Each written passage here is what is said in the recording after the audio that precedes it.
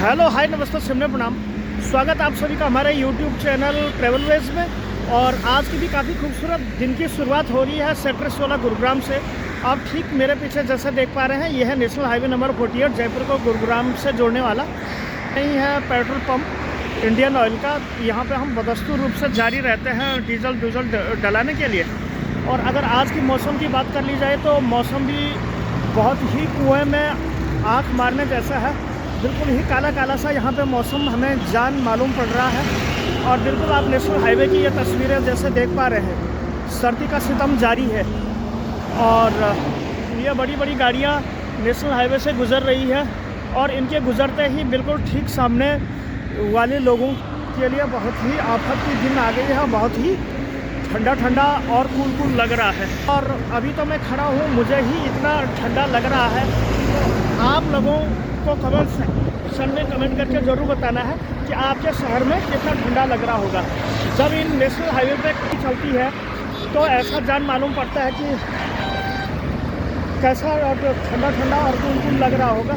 तो ये आ गई है जी गाड़ी। तो अब इस गाड़ी वाले को मैं दूंगा 200 रुपये। लो भैया एमसीडी कटवा लेना, एमसीडी कटवा लेना। ओके बाय बाय करो। तो बहुत ही ठंडा ठंडा और कूल कूल यहाँ पे मौसम हो रहा है। और यह चली थी गाड़ी जो कि नेशनल हाईवे पे निकल रही है। तो कुछ इस प्रकार से चलती है। और अभी हाल ही में मैंने अपने यूट्यूब चैनल का नाम बदल कर ट्रैवलवेज किया है। अब आप कमेंट सेक्शन में कमेंट करके ज़रूर बता देना कि ट्रैवलवेज नाम कितना सही है और क्या मुझे इससे फेम, कीर्ति और यश मिल सकता है। हेलो गढ़वाल एक नाम था कि एक गढ़वाल से संबोधित था, लेकिन उतना भी कुछ खास उसका प्रतिरूप चल नहीं रहा था। मैं ट्रांसपोर्ट जगत और उसकी सहकारिता की ही वीडियोस आप लोगों के लिए लाता रहता था। तो इसीलिए जो है मैंने अपने चैनल का नाम बदल के ट्रैवलवेज किया है। और ठीक सामने नेशनल हाईवे के इन पार दृश्यों की ये सीन, जहाँ पर कि बिल्कुल ठंडा ठंडा और कूल कूल का सा मौसम हमें लग रहा है। और देखिए किस हिसाब से यहाँ पर ड्राइवर लोग जो है अपने लिए नए नए रोज़गार के अवसर प्राप्त करते हैं। समय हो रहा है करीब करीब सुबह के 7 बजे। बहुत सर्दी है भाई। तो चलिए जी, इसी के साथ कर लेते हैं आज के दिन की खूबसूरत शुरुआत। तो आप ब्लॉग में भी आगे बने रहिएगा। फिलहाल हैं थोड़ा सा गाड़ी गुड़ी साफ और थोड़ा डीजल का कार्यक्रम। तो ब्लॉग में भी आगे बने रहिए। जी हाँ, तो मित्रों इसी के बीच ड्राइवरों ने निकाला बीच का एक रास्ता। बीच का रास्ता ये है कि बहुत सारे ड्राइवरों में अभी कुछ सोशल मीडिया पे चला आ रहा था एक प्रोग्राम कि काफ़ी ड्राइवरों ने अपने कैबिन में, ट्रकों में, बसों में डेजर्ट कैमरा लगाए हैं, जो कि कैमरा के फ्रंट शीशे पे लगाते हैं और ये मोबाइल से कनेक्ट होता है। स्पेशली उसमें एक HDR भी लगा रहता है, DVR जिसे कहते हैं कैमरे की मेन भाषा में। तो DVR भी लगा रहता है, जिसमें जो भी घटनाक्रम है वो सारे रिकॉर्ड होते हैं। गाड़ी के आगे जहाँ पे लाइट बम्पर हो गया वहाँ पे भी हिडन कैमरे होते हैं, पीछे दाएं बाएं। तो वो जो डेजर्ट कैमरा होता है वो लगा दिए हैं। तो इस प्रकार से ड्राइवरों ने बीच का रास्ता निकाल दिया है। अगर कोई जानबूझ के आपकी गाड़ी को टक्कर मारता है या टक्कर मार के चला जाता है तो ड्राइवर के पास तो सबूत है। ये सारे कानून के बीच में ड्राइवरों ने लगाया गजब का दिमाग, डेजर्ट कैमरा जिसे हम कह रहे हैं। तो उसमें वीडियो भी रिकॉर्डिंग होती है, आवाज़ भी रिकॉर्डिंग होती है और साथ के साथ फ़ोटोज़ के माध्यम से भी आप लोगों के लिए उसमें ड्राइवरों के लिए एक बचाव है। जो भी ड्राइवर भाई हैं वो ना तो गाड़ी छोड़ें, ना तो हड़ताल पे जाएं, ना ही कुछ ऐसे कुकृत्य करें ताकि उन्हें जो है गाड़ी ही छोड़नी पड़े। तो इस कैमरे के बहुत सारे फ़ायदे होने वाले हैं। वैसे भी कानून में जब ऐसा प्रावधान है 10 साल की सज़ा और 10 लाख का जुर्माना, जिसे क्या कह रहे हैं 10 में से 7 लाख का जुर्माना और 10 साल की जेल से भी आप बच सकते हैं। आप नज़दीकी पुलिस चौकी या फिर पुलिस थाने में जा सकते हैं और वहाँ पे जो है अपनी रिपोर्ट ज़रूर लिखवा सकते हैं। कई पुलिस वाले और कई स्थानीय निकाय के जो ट्रैफिक पुलिस हैं वो ड्राइवर लोगों को काफ़ी तंग करते हैं, काफ़ी परेशान करते हैं, उनका बेहिसाब बेमतलब का चालान करते हैं। अगर ड्राइवर भाई अगर 2-4 सवाल उनसे पूछ लेता है तो वही 1000 रुपये का चालान 10,000 में तब्दील हो जाता है। ट्रांसपोर्ट की धाराओं के अंतर्गत उन पर कई प्रकार के चालान लगाए जाते हैं। तो मेरा सभी लोगों से ये आग्रह है कि आप एक तो डेजर्ट कैमरा लगवा लें, ट्रैफिक नियमों का पालन करें, रफ्तार में गाड़ी चलाएं, गाड़ी एकदम फिट फोर हो, दूरी मेंटेन करें, और सर्दियों का समय है तो आप फॉग लैम्प का इस्तेमाल करें, शराब ना पिएं। तो कुछ इस प्रकार से अगर आप चलाएं तो आपका जो है, अगर दूसरे की गलती से भी अगर आपका एक्सीडेंट हो पाता है तो आप जो है बिल्कुल बच जाएंगे। आप अपने सबूत पेश करें, और सबूत पेश करने से पहले आप जो डीवीआर की जो रिकॉर्डिंग है उसकी 4-5 कॉपी अपने आप या अपने पास रख दें, ताकि बाय फोर्स में कोई सामने वाली पार्टी अगर ताकतवर निकली और अगर आपकी रिकॉर्डिंग को डिलीट करवा दिया तो फिर तो हो गया, फिर तो गए आप काम से, फिर तो आपका कुछ भी नहीं हो सकता। और साथ के साथ मैं ये भी कहता हूँ आप सभी लोगों से कि अगर आपने इन सारे नियमों का पालन किया तो आपका कोई बाल भी बांका नहीं कर सकता। ये इसलिए भी बाल का बांका नहीं कर सकता क्योंकि सारे कानून आपके पक्ष में है, सारा हिसाब किताब जो भी लेखा जोखा है वो आप ही के भाग में आएगा। तो इसलिए आप इन सारी परेशानी से बचने के लिए सारे ट्रैफिक नियमों का पालन करने के साथ साथ ऐसे चालानों से बचने के लिए, पुलिस की जो है नोक झोंक से बचने के लिए आप इन सारे ट्रैफिक नियमों का पालन करें।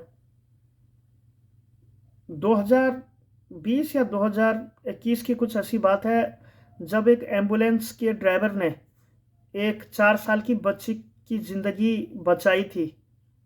मुझे वाकया वो आज भी याद है। 400 किलोमीटर की दूरी उस एम्बुलेंस ड्राइवर ने महज 4 घंटे में पार कर दी थी। वो भी एक ड्राइवर ही था, लोगों को ज़िंदगी देने वाला भी वो एक ड्राइवर ही था। जहाँ पे कि फूल माला स्वागत में सारे लोग खड़े थे, और आज ही वही ड्राइवर दुश्मन हो गए। देश के प्रतिनिधित्व करने वाले ट्रांसपोर्ट कॉरपोरेशन ऑफ इंडिया के बैनर तले कई ड्राइवरों ने अपने लाइसेंस तोड़ दिए, कई लोग हड़ताल पर बैठ गए, कई लोग घर ही चले गए। तो आप ऐसा ना करें, अपने लिए बीच का रास्ता निकालें ताकि कानून भी आपके सामने, अगर आपकी गलती ना हो तो घुटने टेकने को मजबूर हो जाए। साथ के साथ मैं एक और भी बात आप सभी लोगों के बीच शेयर करना चाहता हूं, जो कि बहुत ही उम्दा सी चीज़ है। ड्राइवर लोगों का क्या होता है कि जो लंबे लंबे रूट पे जो गाड़ियां चलती हैं, कहीं दिल्ली या फिर गुड़गांव या फिर दिल्ली एनसीआर या दिल्ली एनसीआर में ही नो एंट्री का तामझाम नहीं रहता है। हर शहर के अलग अलग नियम हैं, वहाँ भी नो एंट्री होती है। कोई सिविल थाना इलाका है, कोई भीड़ भाड़ वाले इलाके हैं, वहाँ भी नो एंट्री होती है। तो ड्राइवर भाइयों का क्या होता है कि जब नो एंट्री होती है वो चाहता है कि हम जल्दी से जल्दी अपने माल को खाली करके जो है नो एंट्री जोन से बाहर निकल जाए। तो इसी बीच कभी कभार क्या होता कि उस्ताद जैसे कि ड्राइवरों की देश में 27% कमी तो पहले ही है, और इस कानून के आने के बाद बहुत सारी कमी आ गई है। इससे देश में क्या होगा कि एक मोनोपोलिक रेट लागू हो जाएगा। यानी कि अगर कोई ट्रांसपोर्टर अगर कोई भी सामान ले जाता है, मान लो कि एक माचिस की डिबिया है और ये कहीं मुंबई महाराष्ट्र से बनती है, अभी हम प्रेजेंट में गुड़गांव में है, तो अगर वो 2 रुपये की माचिस की डिबिया को अगर वो 3 रुपये की भी बेचना चाहेगा तो बिल्कुल सारे लोग उसको खरीदेंगे, क्योंकि देश में एक प्रकार का मोनोपोलिक रेट चालू हो गया, क्योंकि उसके अलावा तो कोई और ऑप्शन ही नहीं है। कई प्रकार के ड्राइवर लोगों के साथ ट्रांसपोर्ट या फिर ट्रांसपोर्ट ऑफिस के कर्मचारियों के द्वारा भी अभद्रता की जाती है। कई जो ट्रांसपोर्ट वाले ट्रैफिक पुलिस होती है उनके द्वारा भी अभद्रता की जाती है। और कभी कभी तो लोड गाड़ियों के तिरपाल भी खुलाने के लिए कह लिया जाता है, और उसमें चेकिंग के नाम पे निकलता कुछ नहीं है, वही माल होता है जो उसमें चालान में होता है, ईवे बिल में होता है, बिल की समरी के हिसाब से होता है।